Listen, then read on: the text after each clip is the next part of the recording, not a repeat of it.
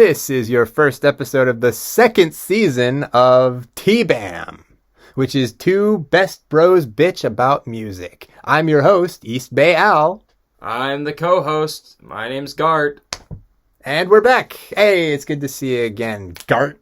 Good to see you too. Yeah, we took a long hiatus, but we are back, and I am ready to get back to bitching about music, as the brothers do. You know what I'm saying? Yeah. Then what are we talking about this time, Garrett? I mean, we could talk about a lot of things. A whole year has passed since we last recorded, right? Yeah. So much has changed. So many people are dead now that we used to look up to, and they're all just going to start dropping like flies, even worse now. Yeah. And I just can't, I can't handle it anymore. Like, can I be reminded of my own mortality less, please? I mean, rent is like, lunch is like $25 now, and rent is, I don't even gonna get into rent. Yeah, I don't even want to either, but a lot has happened. A lot of important things in our lives as well. I graduated college. I'm about to... Congratulations. Thank you. I'm about to find a new apartment in the city, but even then, like you said, we've lost a lot of musicians we look up to. We were just talking, we lost... So many. We lost Ozzy Osbourne. Ozzy, the Prince of Darkness. I can't even believe that. I thought he would last forever. I mean, his liver was already like the hardest working liver in rock and roll 30 years ago. How did he outlive Keith Richards? That's what I want to know. I just assumed he would live forever, as the Princes of Darkness usually do. But, yeah. I mean, we're all just... I guess the piper's got to be paid sometime. Yeah. And now he's snorting ants with Motley Crue in hell today. Motley Crue's not dead, though. So. No. But he did snort ants with Motley Crue. I just wanted to bring that up. I just wanted to... Still one of my favorite rock star stories. But, I mean, Don't try it at home, kids. I looked up to him so much as a frontman. His antics, his energy, his love for his fans, for just anyone who was there. I tried to emulate that whenever I go on stage. Brian Wilson, we lost him as well. Probably the greatest American songwriter. Oh, yeah. In rock and roll. If we're being honest, probably the most methodical, intellectual American songwriter. He was our Paul McCartney / John Lennon. And I'll stand by that. I'll die on that hill. I'll stand with you on that. In terms of classic rock music, he was like the American Paul McCartney. And well, you know what? We'll probably talk all about those two guys in separate episodes, because they're just so impactful to who we are as musicians in the Bay Area. And absolutely. It's just a different world now that they're dead. It's like a post Prince of Darkness world now, and I don't like it much. I don't really like it either. But here we are. We're still doing it. We're still doing TBBAM. So for all you fine folk out there, and let's get to it. Yes. So today we're going to be talking about one of your favorite things. One of my favorite things to do. That is the drums. Yeah, because I don't think we talked about it last season. We did not. If we did, all of our loyal fans pointed out to us, but I don't think we did. I think we covered bass players. Especially you, Straight Jacket, because we know you're listening. We still love you, Straight Jacket. We love you so much. You so much. We talked about guitarists and voices, I believe, and bass players. We didn't talk about drummers, so we're going after the greatest of all time, the best drummers, the best human beings to ever bring the thunder. So to absolutely, speak. Timing is important in music, and these guys are they're the exact reason why we live in time. The whole world runs on a beat. The entire planet has a heartbeat, and what is a heartbeat but keeping time? And that's what these drummers do. These boys, these girls, these whatever thems, they hit the sticks on the thing. It's called percussion. You hit the rock, and you create time. And in that time, you're able to create music that runs in time. Without time, there is no music, and that's what drummers are for. For lack of a better spiel, so to speak. So, Garrett, who's your favorite drummer, or what are your favorite drummers that you always looked up to? Because I know you don't play drums. I'm trying to learn, actually, believe it or not. One of the things I want to do with my time on this earth is I want to learn all of the big instruments, and one of the things that I would like to do is drums, definitely, in the end. And when it comes to drummers, I've known a lot of them. I never really focused on them when I was listening, but I know a lot of drummers that I have looked up to and like, wow. I've had the privilege to play with many of them, one of them being East Bay. Right here. Definitely. My favorite thing to do of all time is play drums. He is, without a doubt, in my opinion, the best drummer in the Bay right now. That or Mona. Shout out Mona. I thank you. Shout out Mona. Yes, she is absolutely incredible. But in terms of people I listen to, one of the first drummers that really caught my attention, maybe go, oh, wow, this guy is good. Believe it or not, is... Nate Mangold?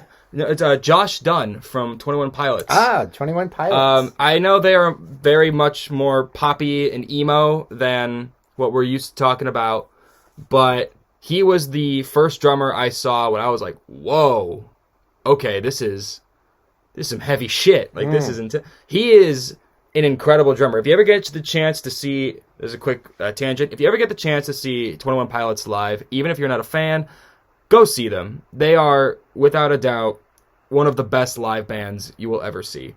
And you won't regret it. And Josh Dunn is an incredible drummer, not just for his antics and for the stuff he does, like every show. They push out a drum set onto the audience holds it up, and he plays out on the audience. It's incredible. But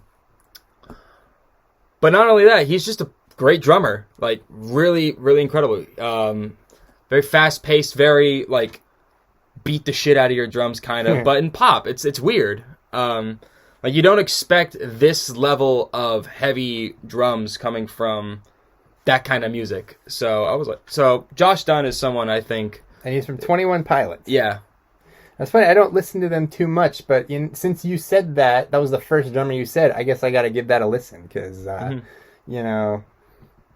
drummers have different styles, and no two drummers are really alike in the way that they do, the way that they hit, and the way that they keep time.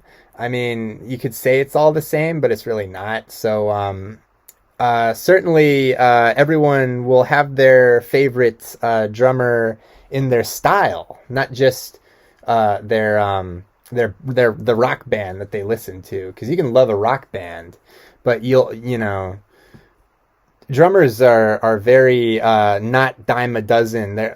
Everybody who's ever picked up the drumsticks, it depends on the genre, and it depends on the energy of the drummer, really, and the energy of the band as a whole that really determines whether a drummer sticks with you or not. You can just do your job and do the 4-beat, but you can also be radical, maverick, in so to speak, regarding time signatures, and that's kind of what separates a lot of session drummers from just sort of rock drummers that just are in a band. You know what I mean? Yeah, absolutely. Well, there's a lot of examples out there of drummers in rock whose styles are so dramatically different. I mean, I guess that goes with every genre, but I feel like with rock, punk, metal, any of that, that's where you get the most variety.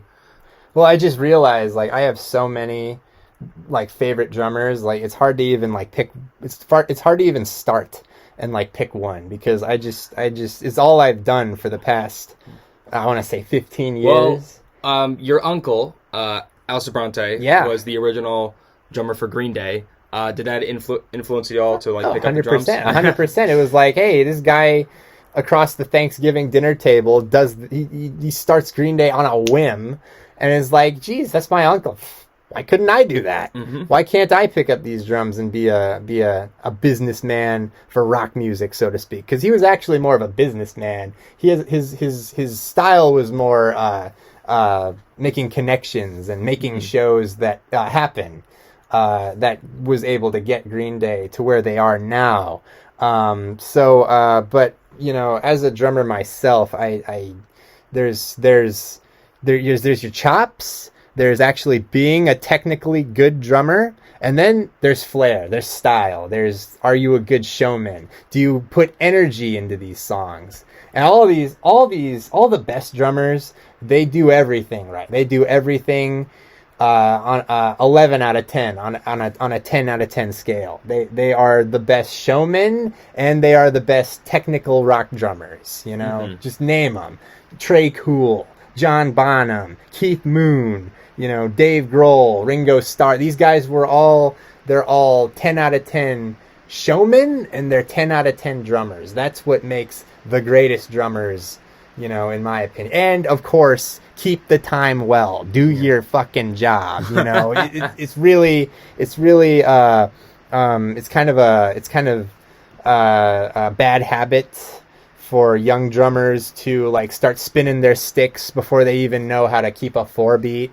You know, you gotta do your fucking job. You gotta play the practice pad and get your chops right before you know, flip your drumsticks up like, hey, I killed it. It's like, no, you didn't. You just looked cool and you sucked as a drummer. You know, rock drumming, just like all drumming, is an art. And, you know, there's a lot of work from the basics and the core that you have to master before you become an advanced member of the rock drumming community, right? Yep. And that's with everything, if we're being honest. Everything is like that. You got to learn the basics, and then you can go on to the intermediate and advanced stuff and flip your sticks. But only until after you've mastered the basics. After you've hit that rock a million times, 1, 2, 1, 2, 1, 2, you know? Yeah, I think it's very interesting that you mention that they have to be like showmen, because, I mean, if I'm being honest, I'll agree with you. A lot of the best drummers in the business, or people I've seen, are great showmen. One example, what was it?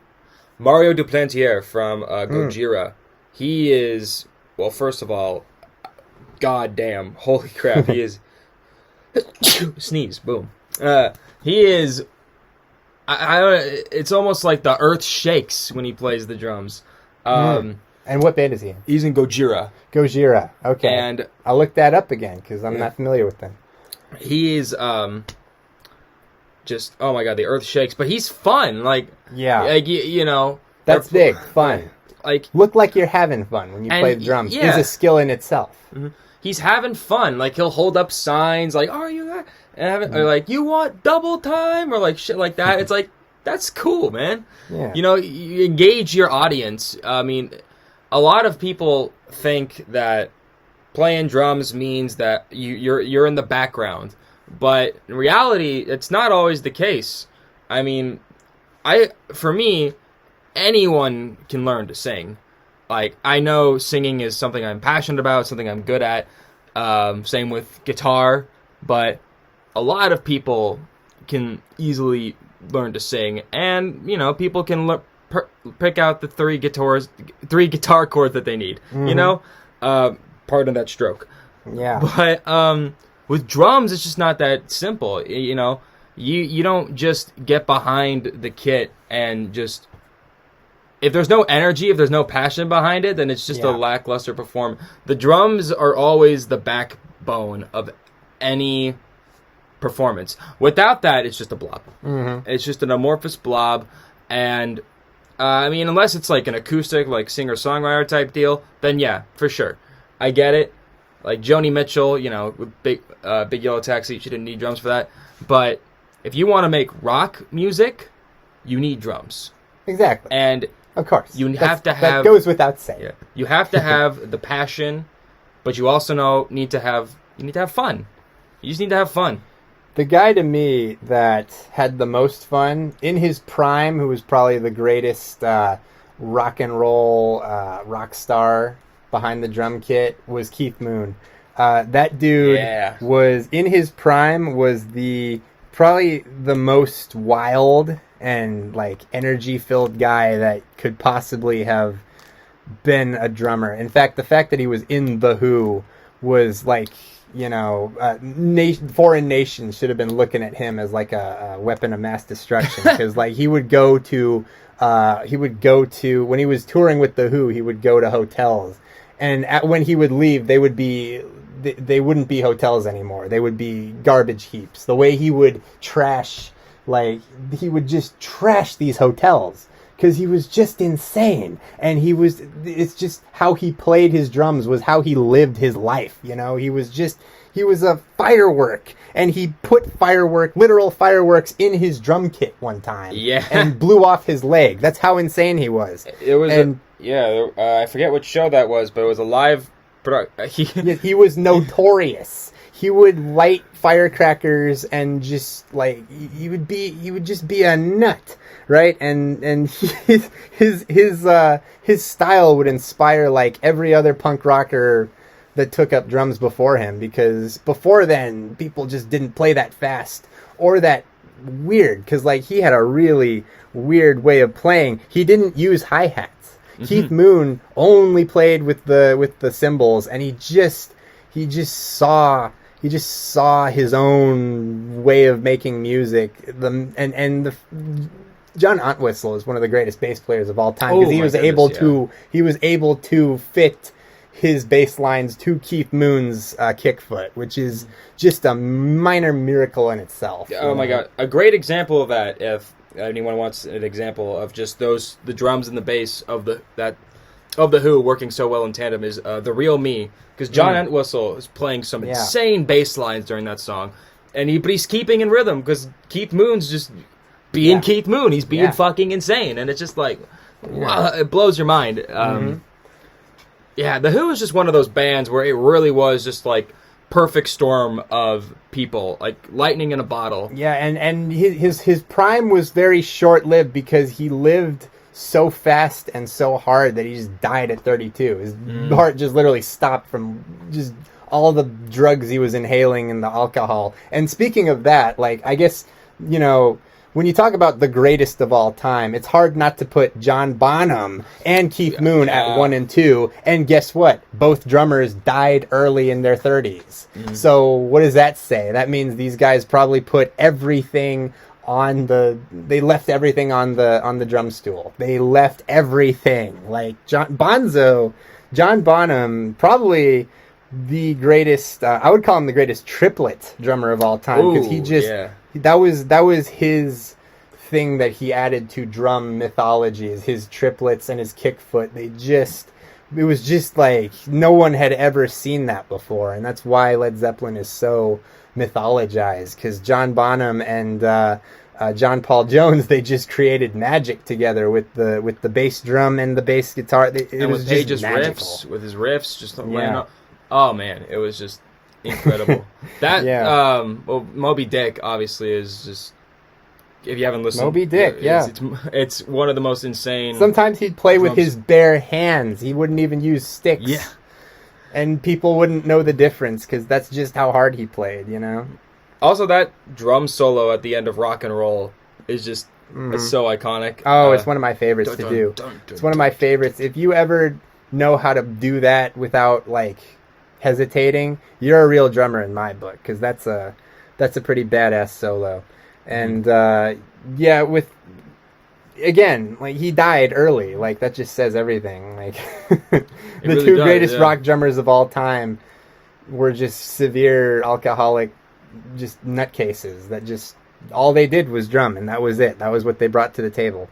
Probably the guy that was, you know, a drummer that his way of mythologizing his own drum history, so to speak, was Tommy Lee. The way he would have like rotating drum kits he would just be playing just 5-minute drum solos, and he would also be rotating 360, 180, and up and down. There's just weird things that Motley Crue would do that would just look so cool.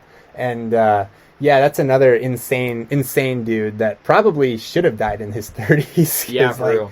I mean, the dude was just doing everything. He was banging Pamela Anderson and starring in movies, I think. Was he? I don't know, but he was just he crazy. Probably was in a movie or something. He's Tommy Lee. He was absolutely nuts and a total booze hound weirdo. Again, I guess we have a pattern here. Like, the greatest drummers of all time are just complete Neanderthal weirdos who just die early.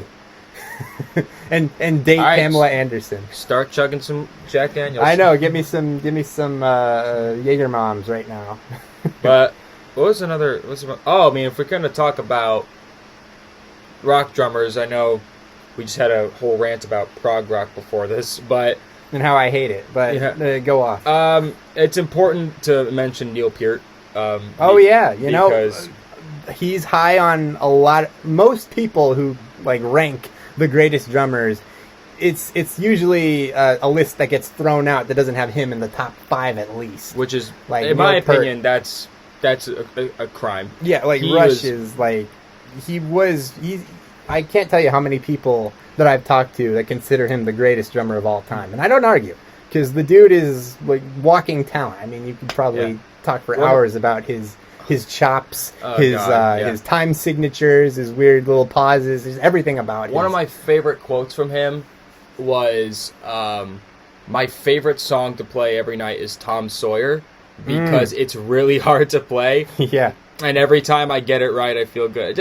I still can't hit that right. Because it's just like... Because it's just so... He wrote the fucking thing. And it's just like, how can you... Oh, man.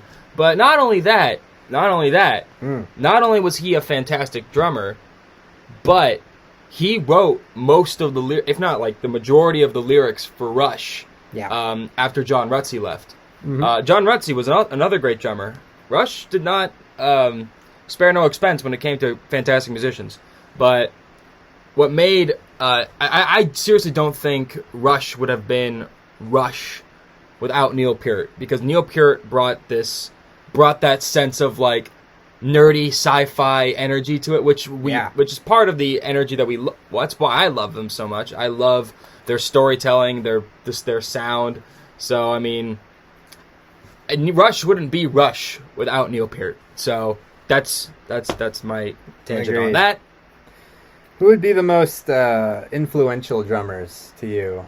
I can think of a couple, but there's probably Ringo Starr is the most influential of all time. Because, like, before him, nobody got famous for being a drummer. Maybe one guy, but, like, Ringo Starr was the guy that created, like, hey, you know, little Timmy, he could be a drummer. I mean, Ringo Starr is, and, I mean, Ringo Starr, I met the dude. I watched him get inducted into the Rock and Roll Hall of Fame, and he's had the same style since 1962. He's in the pocket, and he does his fucking job, you know? Yep. That's all that the Beatles needed out of him, is he did his fucking job, and it's irony that is probably the richest drummer of all time, the most successful. I mean, all these superstars would probably kill to be Ringo Starr. I mean, the Beatles still are the most famous rock band, and for good reason. Yeah, I mean, like the fact that,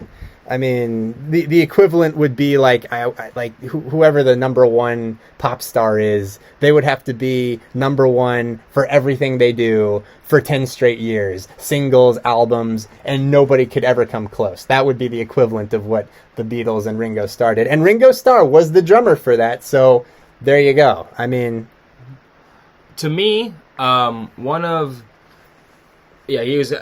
of...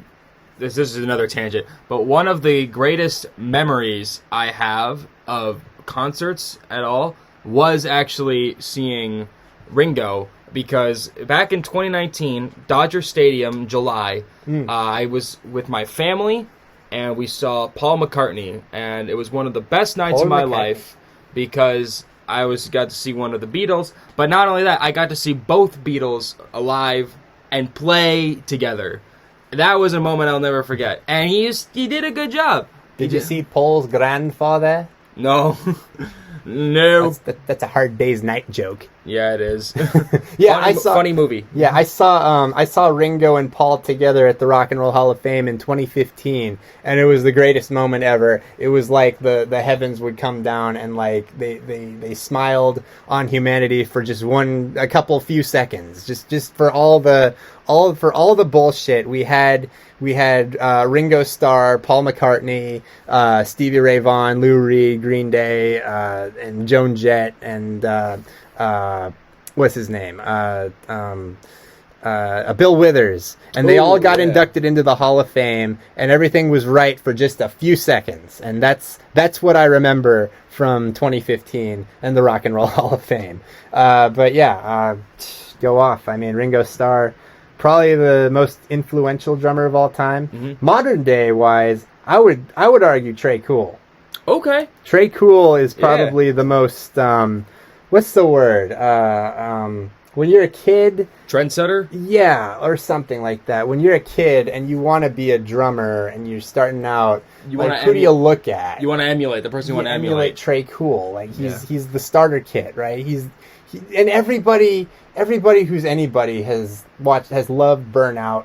Dookie, and listened to it, and it's not that hard to play, you know. And that's kind of what makes Green Day so compatible to every millennial and Gen Zer and Gen Alpha person who picks up a guitar or bass or drums, you know. So, and of course he's hilarious. I mean, you have a whole encyclopedia of YouTube documentation of this guy being a complete nut and just being genuinely really funny. Like, Trey Cool is one of the funniest people. Yeah. That I mean, in high school, I was just like emulating everything he did and like all of his jokes, and I cringe on some of it, but like not really. The dude was pretty funny. Yeah. Who else? All right, now if we want to go like modern day, like now in this decade, there is a drummer from a band called Otoboke Beaver. They're a Japanese punk band. They had I've seen them twice. They've blown my mind every time. We could probably talk about a whole episode of Japanese drummers that don't get their flowers, because like all these animes are now. They're like, have you seen these animes with all these openings, and the drums are just like it's like insane, and it's like like these drummers, I don't know their names, but like they're just insane. Like, it just goes to show that whatever you do, there's always an Asian who does it way better. I don't apologize for that joke because it's true. It's so true. And take my girlfriend at cooking. I love you. Yeah. Oh, that's right. She's all right. Enough. She's much better at a lot of things than me. I love her very much. Enough baiting the PC crowd. But what were you saying? Her name's Kaokis. I don't know if I pronounced that correctly. She is an Otoboke Beaver. She's a girl drummer from a Japanese band. And call me. Oh my God. When this is done, I need to find the clip. They did a Tiny Desk concert with NPR. And there's this one song where I don't know how she doesn't like get a brain hemorrhage or something for how fast she's playing. Mm-hmm. It's like her hands aren't even moving, and I don't know how. I just don't know. It doesn't seem physically possible what she's doing, and when you see it live, you're even. Well, it's kind of hard to see live because everyone's fucking moshing and you're getting, spit in your eyes and sweat in your face. It's like hard to see, but you get a brief moment to look at what she's doing. It'll absolutely just put like stars in your eyes. I think right now, if people are going to look up to, if drummers out there want to play punk rock, hard rock, anything, and they want someone to look up to, I would say her. Because she's insane, but she keeps the beat well, and not a lot of this, like weird hi-hat rhythm kind of shit. Just straight. I call it overcompensating. Just straight. It's like, whoa. Straight to the point. I respect that. However, I do have a question, because I know you hate prog rock, so I think you know where this is going. It's gonna piss a lot of people off. I'm gonna ask you about drummer for Tool, Dana Carey. Yeah. What are your thoughts on him? I have no thoughts. I don't listen to. I mean, from what I've heard, is it's really technical, and you know what? I'll respect. I like technical. I like technical talent. I respect it. You know, I just don't play it, and I don't listen to it. But you know, fair enough. Like it does take a really cool musical mind to play that, and that's really impressive. You know, to play like that. I liken it to Travis Barker. I mean, that dude is a total overcompensator in my book, but he's still, you know, you got to respect the chops. If you can pull off those chops, more power to you. I respect you as a drummer if you can pull off those chops, no matter what genre you're playing. And you know what? That guy from Tool probably fits that bill, you know? Mm-hmm. Well, we're about halfway into this now, and I feel like it's about time we talk about two drummers, I feel, from the same band that is one of them dead? Yeah. I know what you're talking about. Let's talk about the alive one first. Yeah, Dave? Because Nirvana was just a dumb little punk band from Seattle that nobody knew nothing about. But the minute they got this guy in there, this guy who would later cheat on his wife, and this guy who would later make a cool horror movie with his band that would document...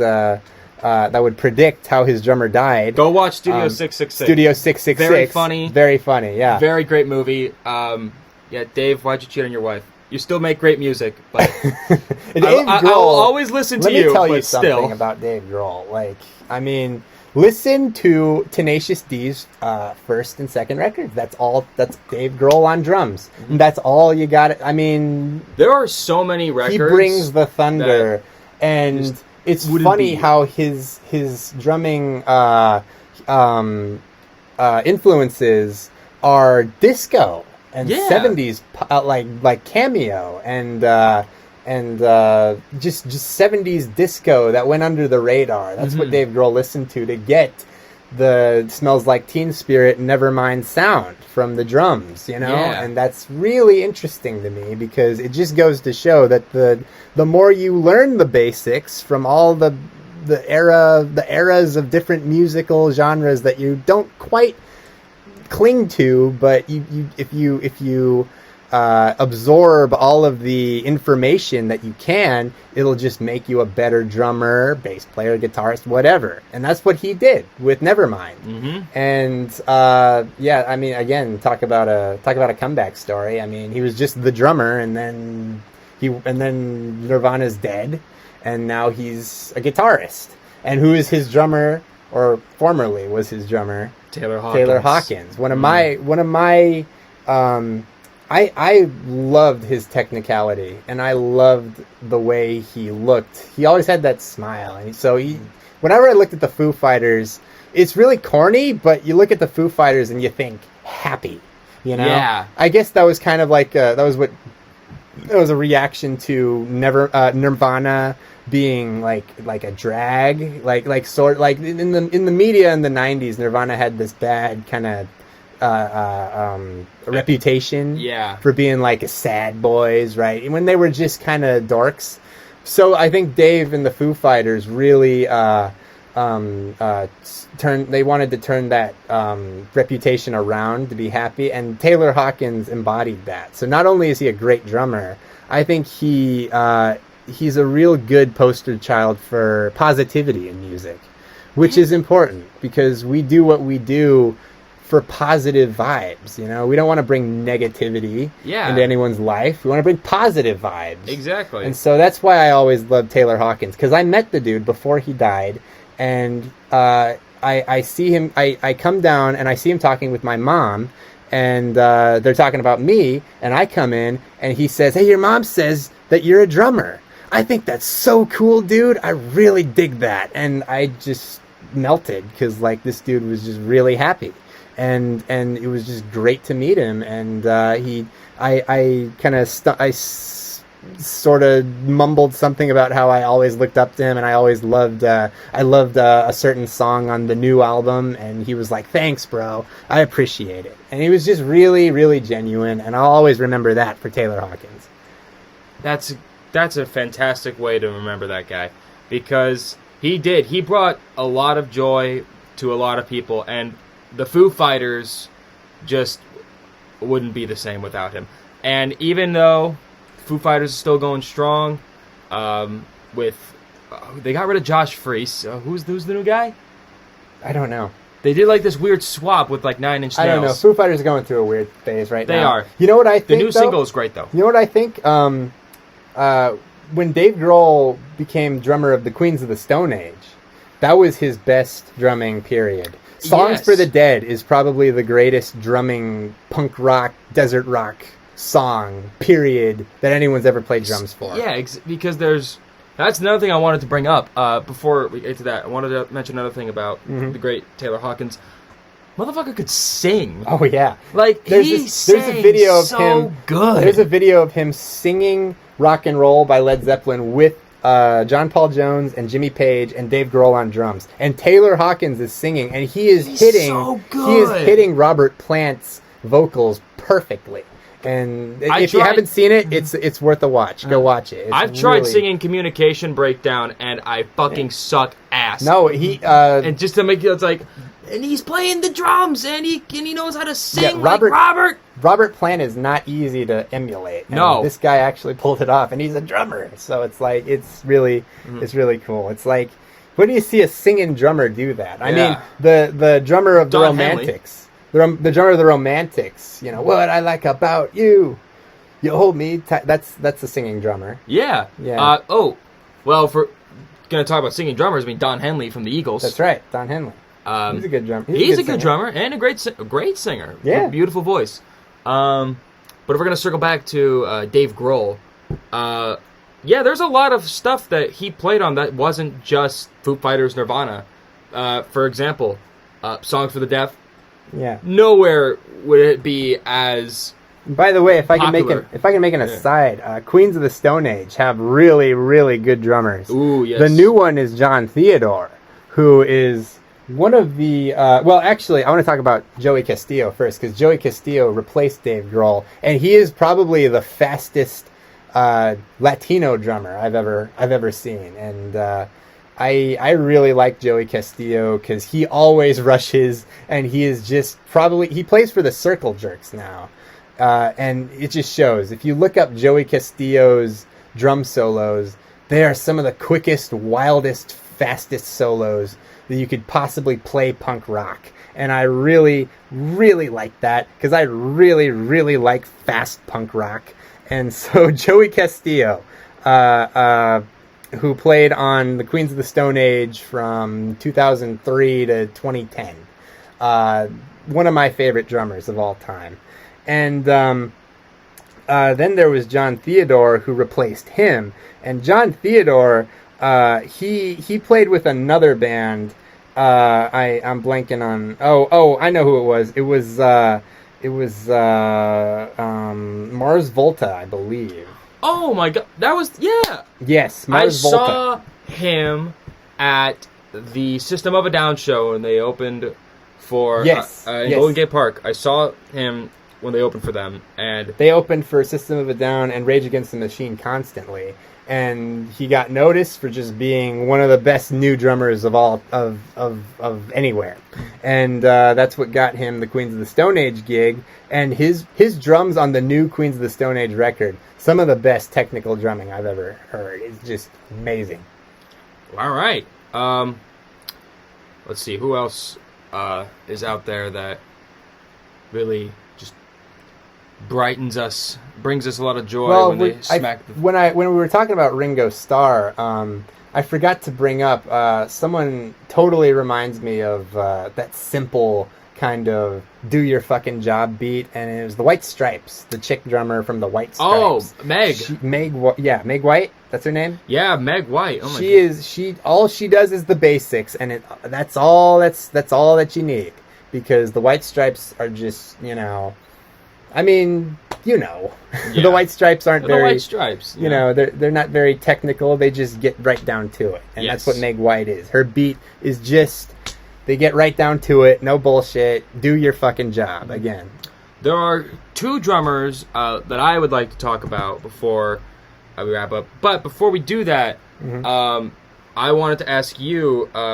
We are both big fans of the Dropkick Murphys here on TBBAM. Yes, big time. And you're a big fan of the drummer for that band, yes? I love that guy. In fact, I reached out to him, and he responded, because he's just a really nice guy, and he loves reaching out to fans. Is what I figured out, because I reached out to him, and he immediately responded like, "Hey, there are better drummers than me, but thank you anyways." He's a funny guy.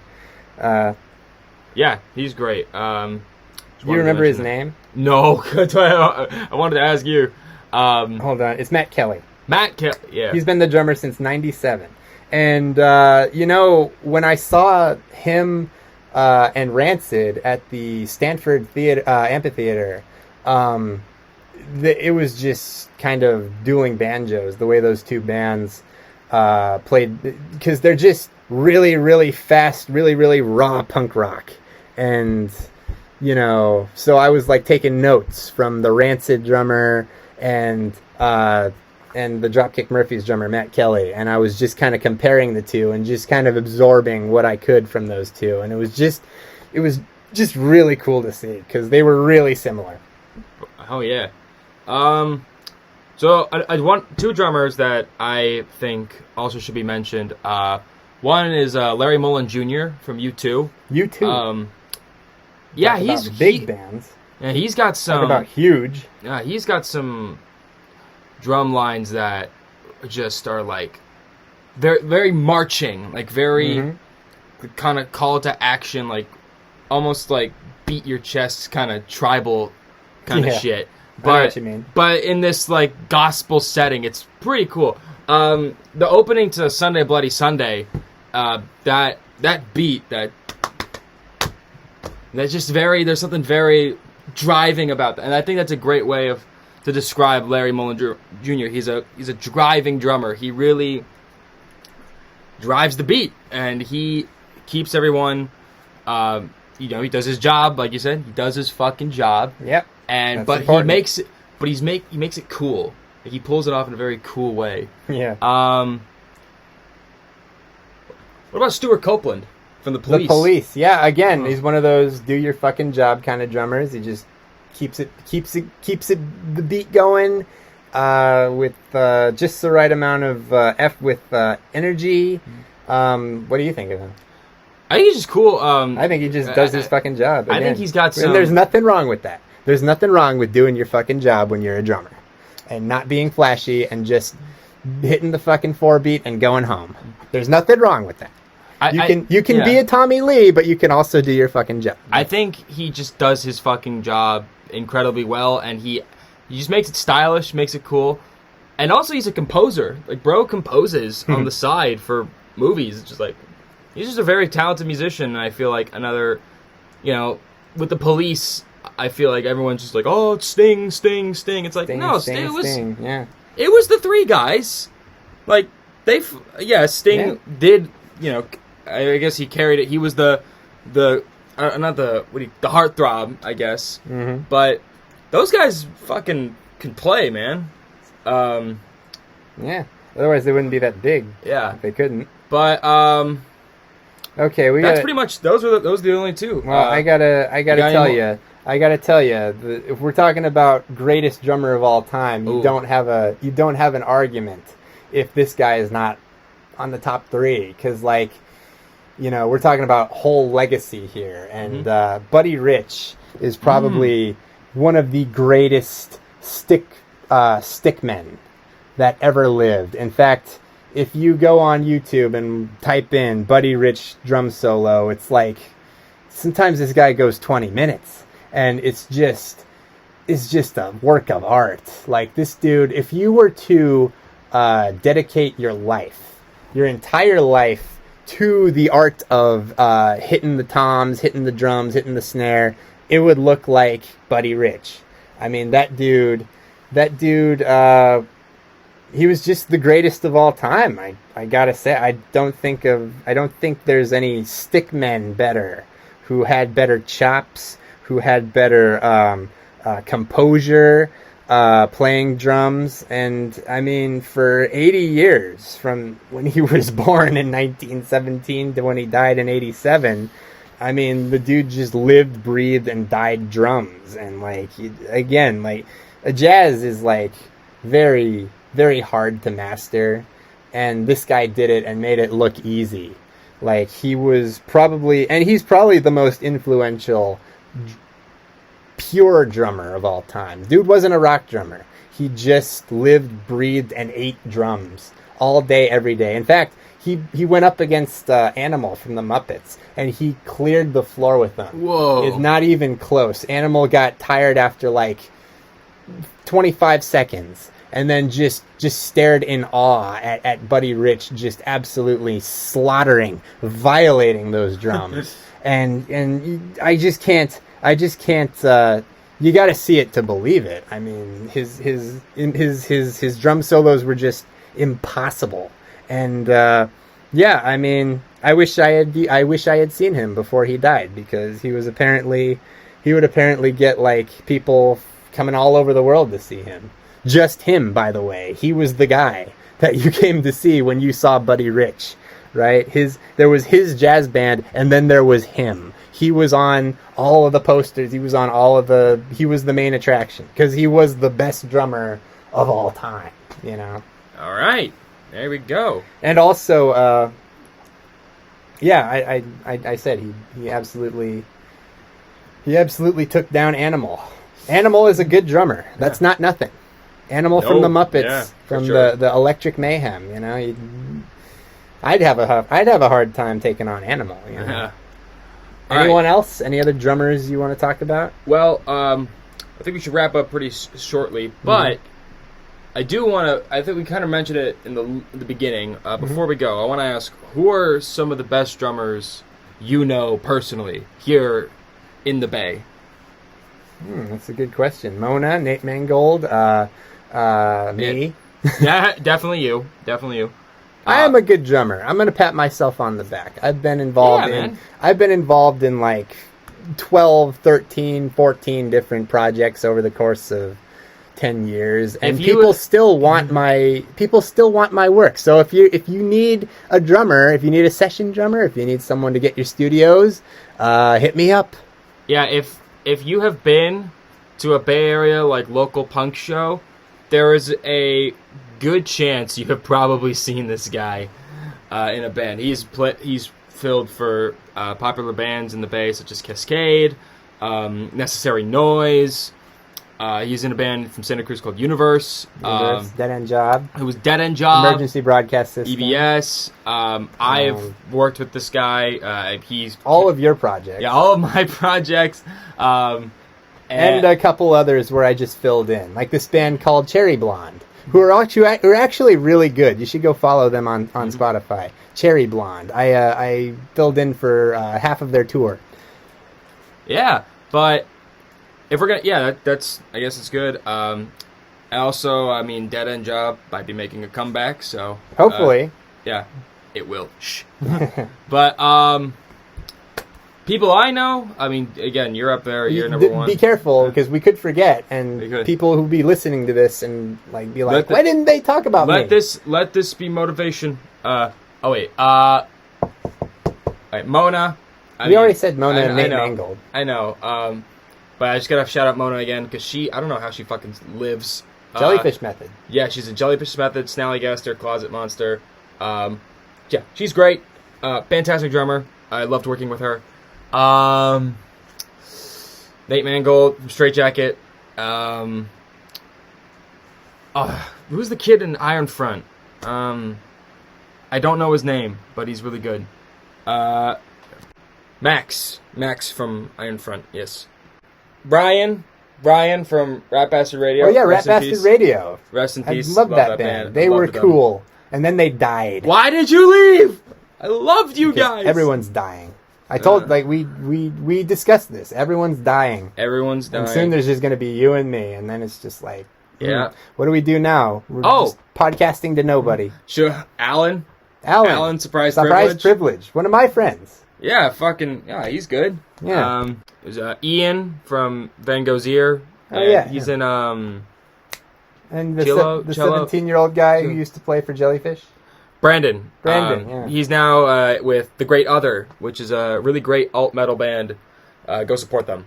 They just released some new music, so... One more local, Will from Moms with Banks.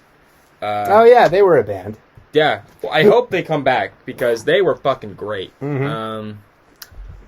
That's it. That's all I can think of. Yeah, same here. Oh, and I wanted to bring up one more thing. Yes. Karen Carpenter of the Carpenters was a really, really good drummer. In fact, she was so good. She was as good as she was better. She was better at drums than she was at singing. I will stand by that. Somebody look up Karen Carpenter drum solo, and it's just she like this chick was insane. Yeah, the way she played drums, crazy. In fact, if she had studied drums more, maybe she wouldn't have died. Because she died because of heart failure. That's right. Yeah. Well, there you go. One of the greatest drummers of all time. If you die early in her 30s, in her 30s because of heart failure. There you go. Karen Carpenter, one of the greatest drummers of all time. Book it. And Questlove. Questlove is cool. Oh, Questlove. Questlove, you're not in the house. And the drummer that always... Questlove's in the house. Yeah, that's right. And the drummer that always gets tackled by Eric Andre. Shout out to him. Yeah. You guys got to go through a lot every night. Yeah. And, being a drummer is not easy. You have to be a special kind of crazy. Because you're just hitting things. And you have to have restraint in the real world. But you get to... It's worth it. Because you get to all of your frustrations go into playing these drums, and it's like you get to be a caveman again. Yes. Or a cave woman, because all that primal evil is you're just beating it out of yourself by beating those drums, beating the piss out of them. Mm-hmm. It's just a spiritual thing. I believe that. That's why drummers are way more spiritual people than bassists, because drummers are actually in tune with hitting things and just keeping time that way, and I believe that. I'm going to die on that hill. Drummers are special people. They're a special kind of crazy, and I'm just really glad to put myself amongst the greats of all of the one of the greatest pastimes and hobbies you could possibly do, which is play the drums. If you're not poor, go out and get yourself some drums, because they're expensive. But if you can afford it, you owe it to yourself to at least try to hit those pigskins. I don't know why pigskins. Let's just go with that. The ambassador, snare skins, just hitting one time, just putting all of your frustrations into hitting stuff. It's sweeter than sex. Yes, I said it. Yes, I said it, and it's true. All right. Amen to that. Anything else? Also, shout out Alex Petit and Shu from Bulgus Randall and MTIs. Those guys play drums too, and I love them. Are they going to be listening? Yes. Okay, well, and shout out to them. Because I want to shout you guys out, because I love you guys. Shout out to them. All right, you've summed up everything that I really couldn't have said any better, so I'll leave right there. I'll just close with this.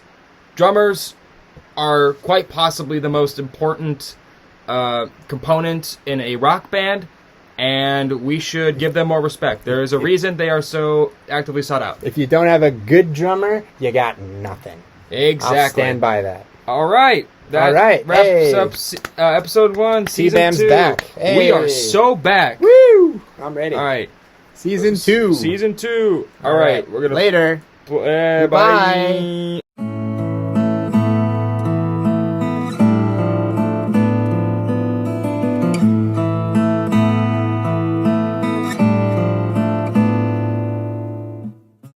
There's a drumstick.